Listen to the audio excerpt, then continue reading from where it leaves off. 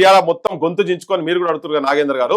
ఇవాళ నిన్ను ఎస్పీ బాలసుబ్రహ్మణ్యం విగ్రహం కాడికి వచ్చినప్పుడు మీరు మాట్లాడుతారు కదా, తెల్లాపూర్ లో గద్దరన్న గౌరవిద్దామా లేదా? 100% పక్కా కదా, 100%. ఆయన కూడా ప్రపంచ ప్రఖ్యాతి డౌటే లేదు. విశ్వవిఖ్యాత యుద్ధ నౌకనే కదా గద్దర్, అంతే కదా, గద్దరన్ననే కదా.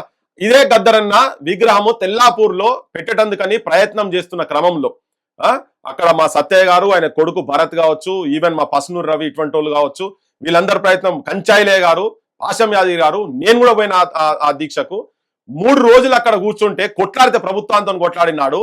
ఎందుకు నాగేందర్ గారు ఒక ఇంటర్వ్యూ మాతో ఎందుకు ఇంటర్వ్యూ చేయలేదు? ఎవరు ఏ ఆంధ్రాకి సినిమాకి సంబంధించినటువంటి వాళ్ళు ఒక్కరు కూడా ఎందుకు మాట్లాడలేదు? ఇలా బాలసుబ్రహ్మణ్యం గారి విగ్రహం గురించే అక్కడ ధర్నాలు జరగలే, ఏం జరగలే. నాగేందర్ గారు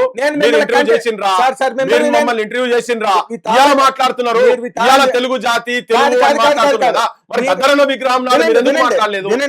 ఎందుకు తెలుగు సినిమా ఎందుకు బయటికి రాలేదు? ఈ రోజున ఒక్క మాట చెప్తున్నా సార్, తెలుగు సినిమా పరిశ్రమలో గద్దర్ అన్నకున్న స్థానం మీకు ఎంత తెలుసో నాకు తెలియదు. గద్దర్ గారికి పవన్ కళ్యాణ్ గారికి ఉన్న అనుబంధం మీకు తెలుసుగా.